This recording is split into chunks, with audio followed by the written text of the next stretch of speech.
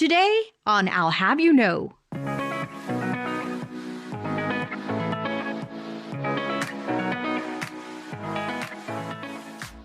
The Rice Business MBA pushed me to think more broadly and more strategically and, all of the things that you would think an MBA should do. Not having that, I'm sure I would grow in my career, but I wouldn't have been exposed to higher level thinking and even higher level career paths. A self-described poster child for being uncomfortable. Find out why as we hear from Patra Brannon-Isaac, Rice Business full-time class of 2011. She also details her work on the Rice Business Task Force on Equity and Social Justice and her travel goals post-pandemic. Well, today on I'll Have You Know, we have Patra Brannon-Isaac joining us.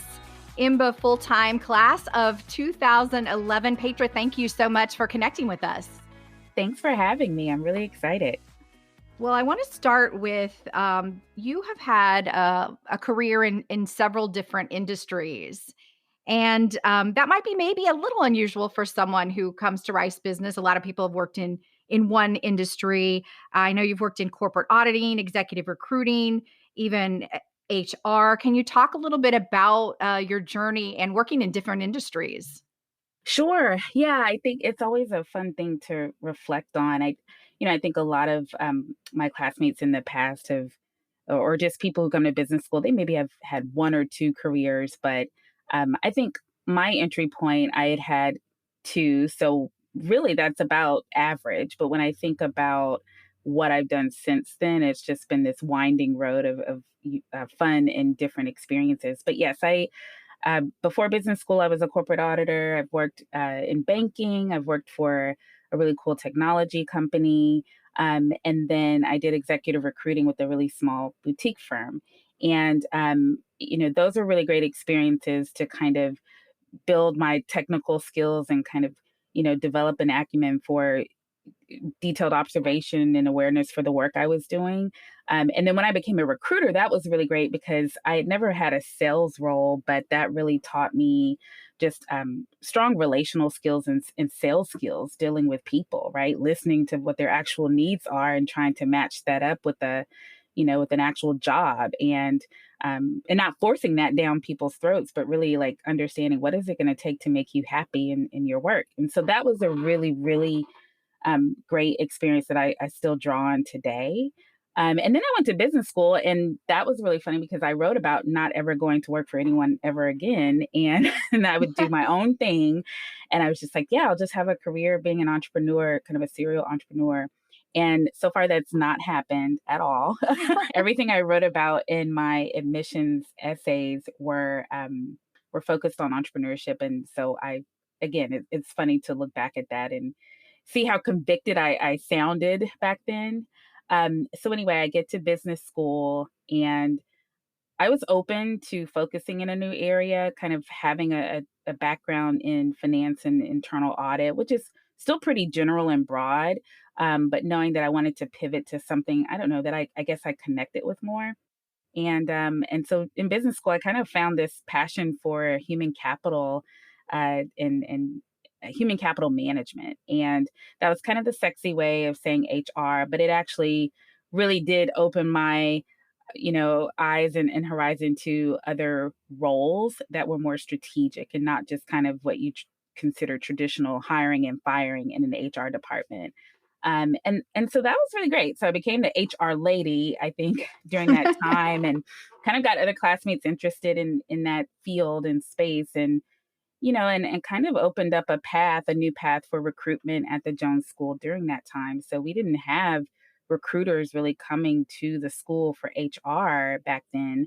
I just started cultivating relationships with recruiters that I knew at Chevron and at ExxonMobil because they had fellowship programs focused in human capital management. And when it was all said and done, I mean, we had Exxon coming to recruit in that space for the first time, and we had a couple of folks who landed jobs in that career field. So I thought it was great to bring attention to that, and I left Rice going to work for ExxonMobil as a human capital advisor in the production company. And so again, this was all really great until a professor called and said, "Hey, we need someone with some fresh HR talent to go work for a nonprofit." And really, he was saying in the public sector there was an opportunity to lead talent acquisition and for a big nonprofit. And so once he sold me on the role, then he told me what the what the organization was, and it was HISD, which is the seventh largest district in the country, and a very large employer here in Houston. And I was kind of sold. I thought, oh, this is I care about education and students and their trajectory and all of that, and so I just went for it. Completely different, obviously, than from ExxonMobil, and so that was kind of the start of this really crazy road.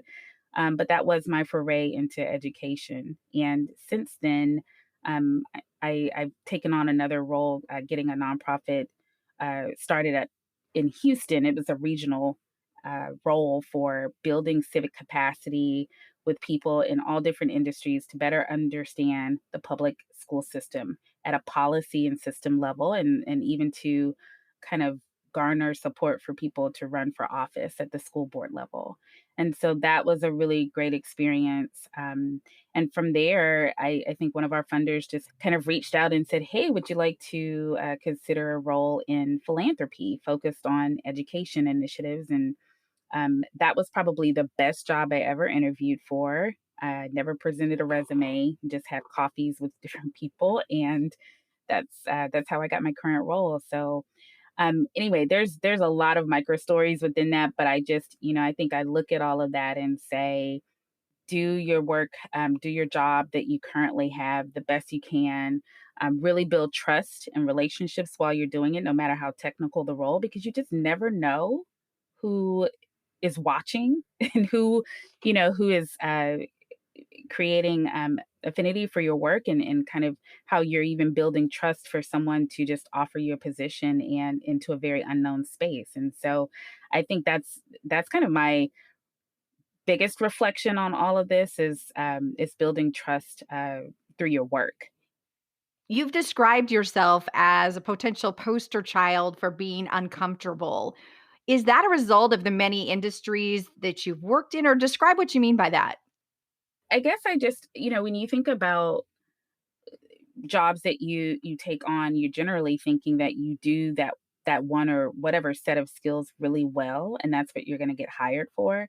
And I just gotten hired for things that I have not done before, and so naturally, like, I think there's a desire for me to embrace those kind of roles, but when I get into them, I feel really uncomfortable, and it's mostly because I feel like, okay, this is just completely different than the role I previously had or had ever had in my career. And I had kind of a colleague tell me that I always think, he's saying, I'm always thinking that it's a sign of me doing the right thing or on the right path when I feel uncomfortable, because that really pushes me to, you know, my best work. And so I embrace it from that standpoint where I feel really uncomfortable, which means I know I'm going to mess up. So I'm not naive to think that, like, there won't be mistakes made because of, uncharted territory and kind of figuring things out. But I'm increasingly comfortable with that. And I think over time, I've just sort of said that I'm a career generalist. I'm not a person that has this skill that I've done for 20 years and do it in my sleep. I'm actually someone who is open to new experiences. And so because of that, I realize that there's just going to always be this discomfort because I want to do my best at something and not really sacrifice the integrity of that work. And so that's really what I mean by that. And it's really helped me navigate when things feel really tricky. I really lean on the fact that, hey, I'm supposed to be here. It's okay that it feels uncomfortable. Pause, reset, and do what you feel like you can do best, and it usually already always turns out fine. So that's what I mean. It's just one of those things. Like, I think it's the nature of being a generalist in your career. You kind of have to get used to that feeling. That's great advice. Great experience. Yeah, I don't know if I recommend it for for everyone, because I would love to just kind of do the work in my sleep, come home, and then have a glass of wine and watch all the reality TV that I could possibly take. But that's just not always what's happening in my life.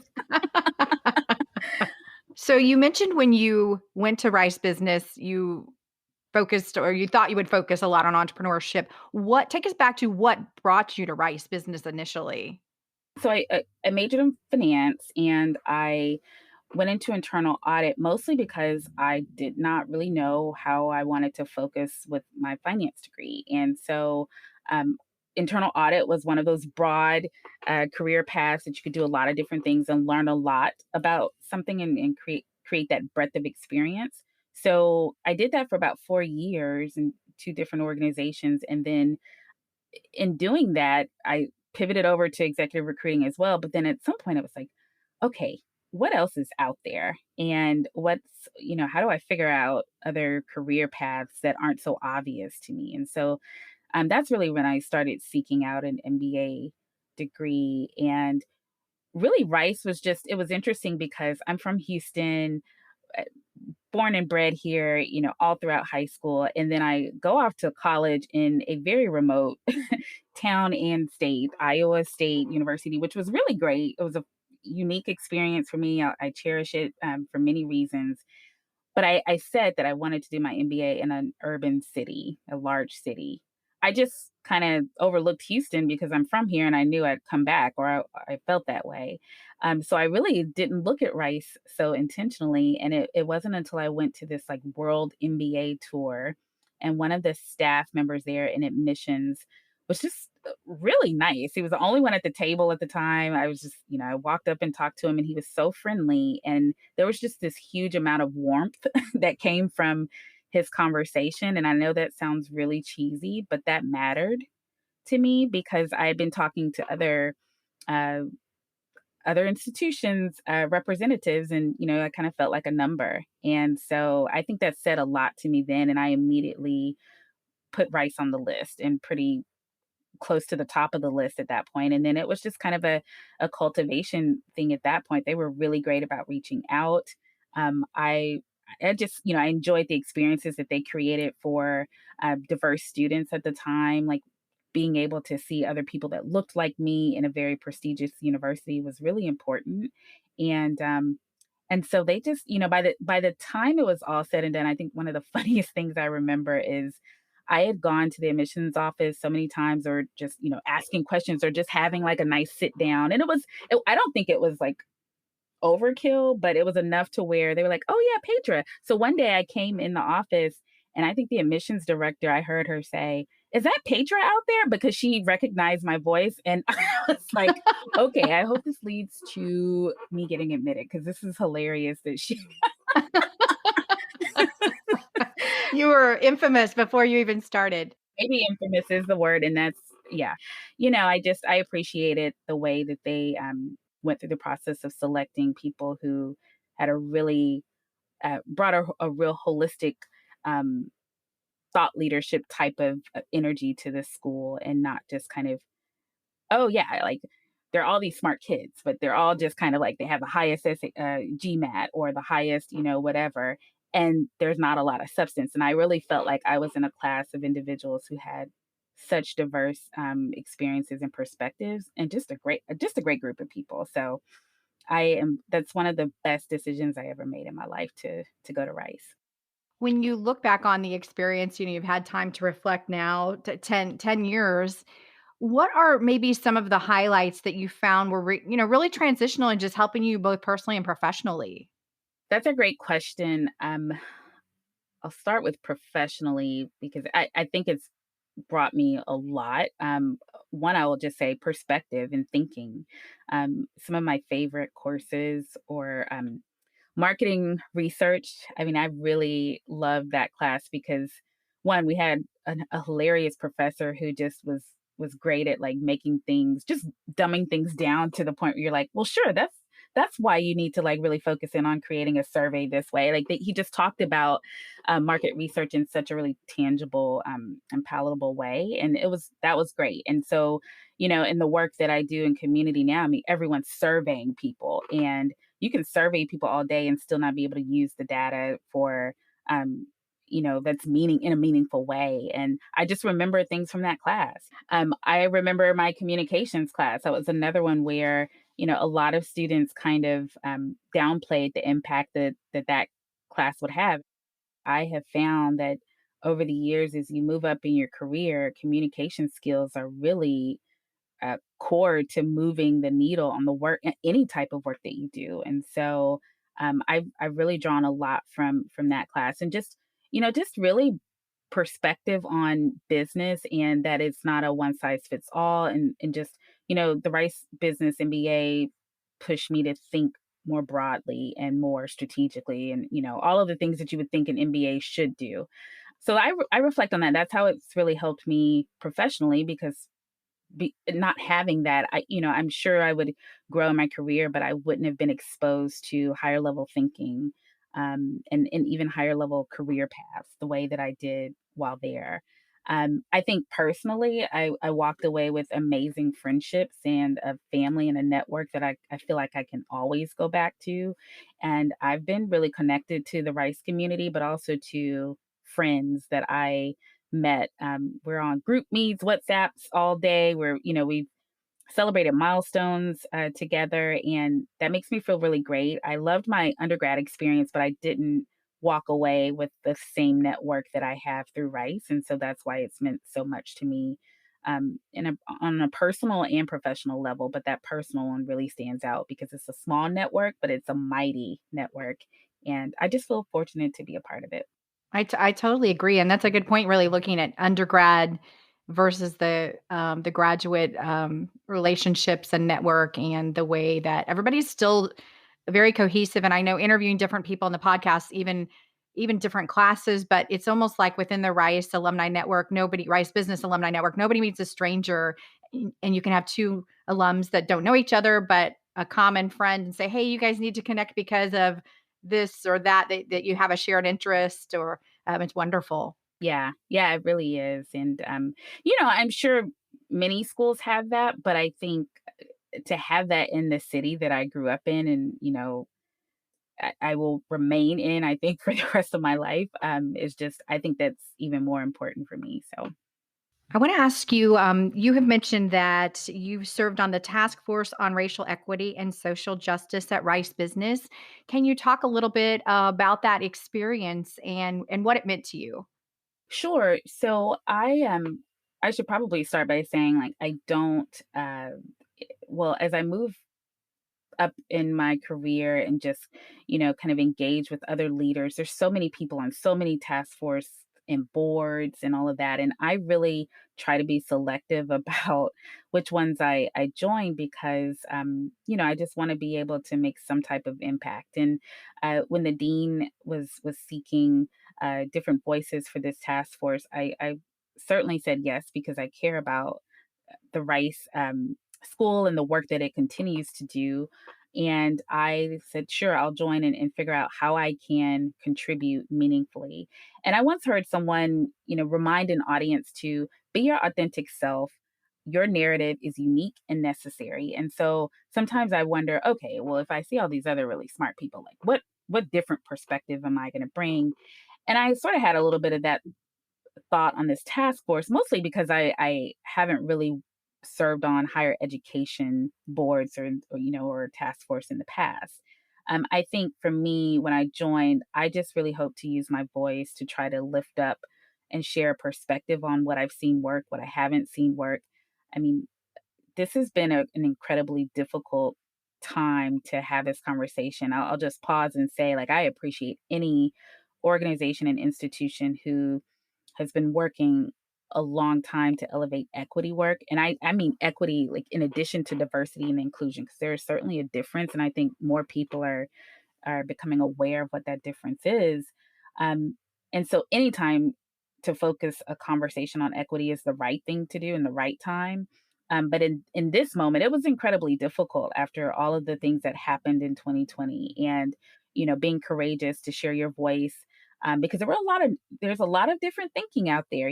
Everyone is not thinking the same way, even when they're coming together under a common purpose. And so I just use this as an opportunity for me to speak my truth, and never be afraid to do that. And so I did that at times on the task force and I felt really good about it. So if I didn't walk away, with anything else, but to know that like I shared a perspective that might not have been shared had I not been on a call.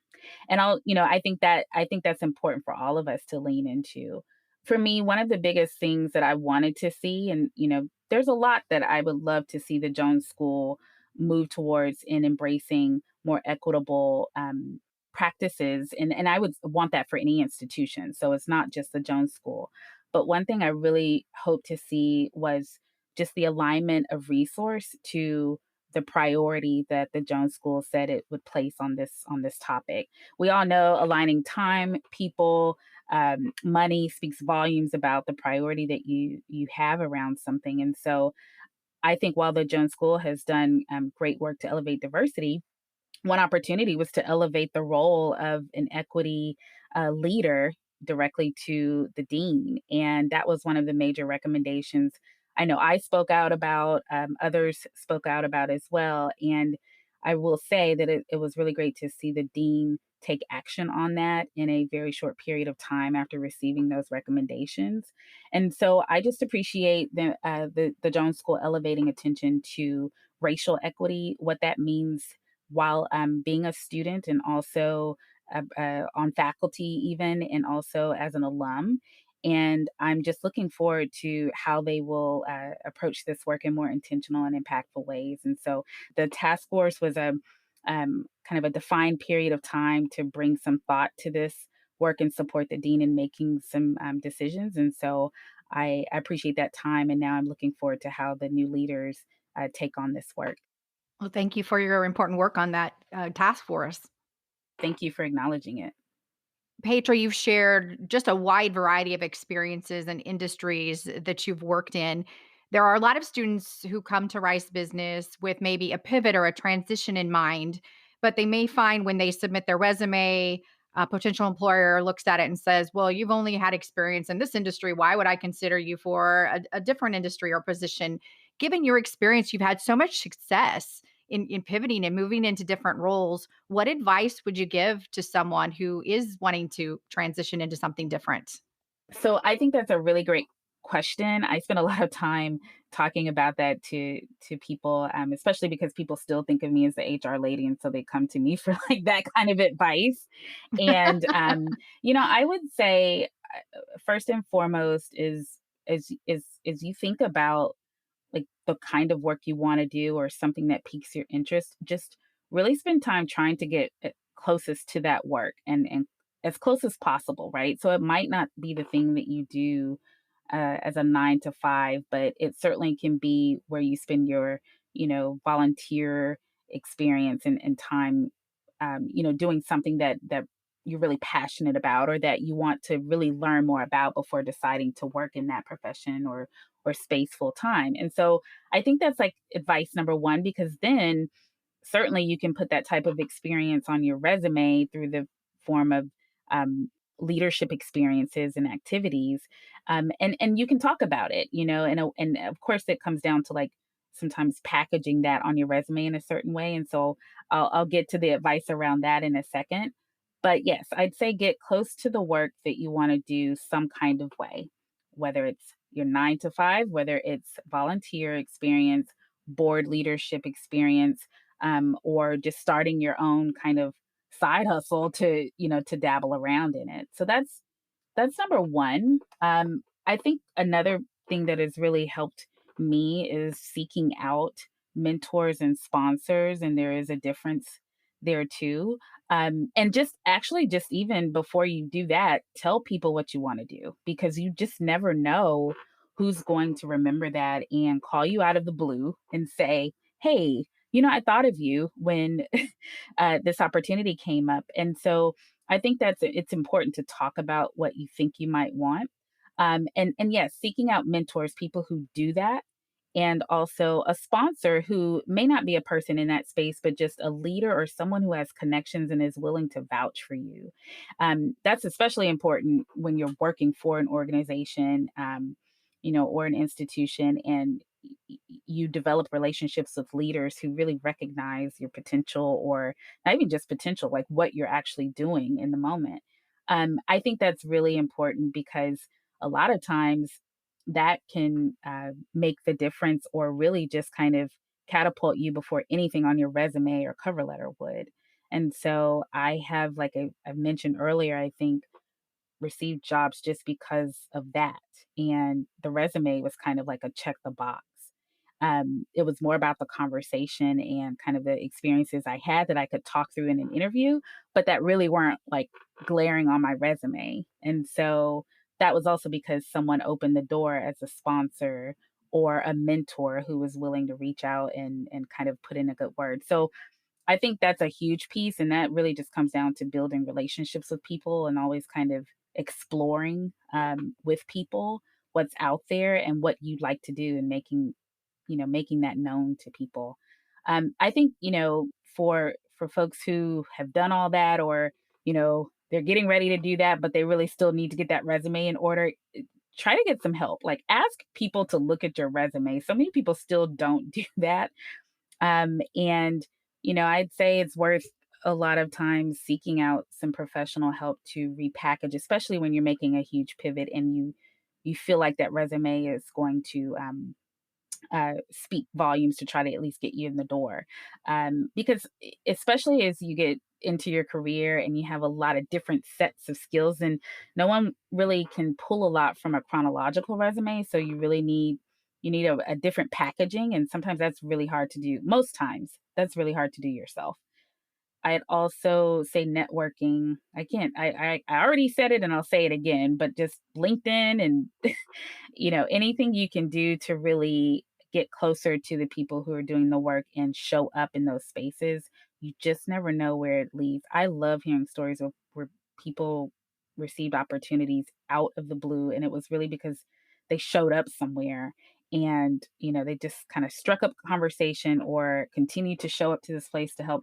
That's really, I think, where a lot of people get to reinvent themselves, and it's an easier path than just doing it based on resumes. So, I think the biggest thing is carving out time to do that because I know it can be tough when there's so many other competing priorities.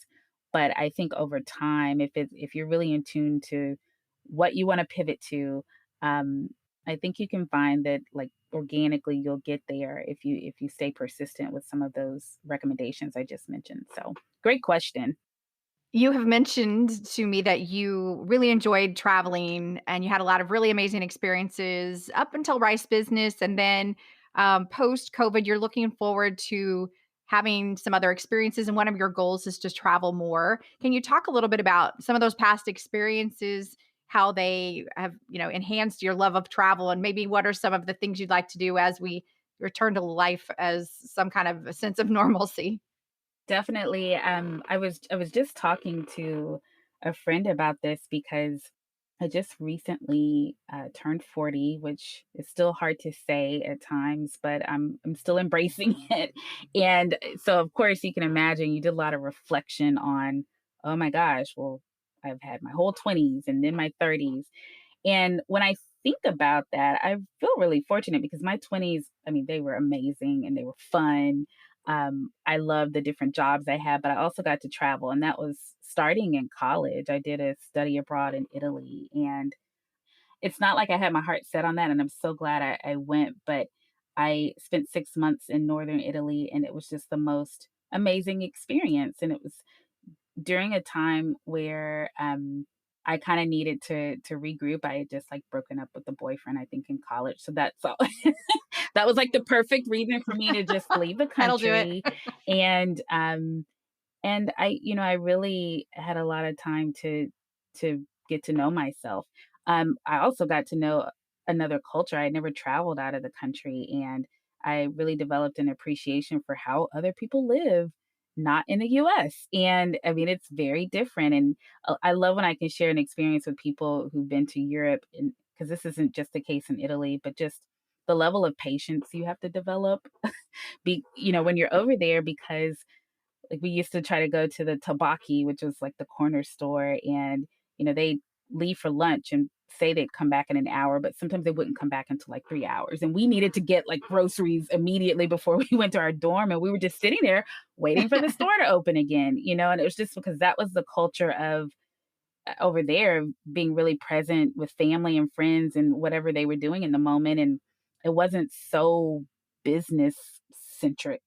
And that was just very different. So I carry that with me a lot, just for a number of reasons. So anyway, that was a great experience. And then when I was an auditor, I worked for a software company here in Houston, but it was during the time that Enron collapsed, and everyone in finance departments would be focused on the Sarbanes-Oxley uh, legislation, and just trying to develop stronger internal controls. And so anyway, I was working for this software company that had shared service centers in Amsterdam and like Australia, and so I think I was on the job a month, and they were like, "Can you go to Amsterdam?" And I was like, "I think I can."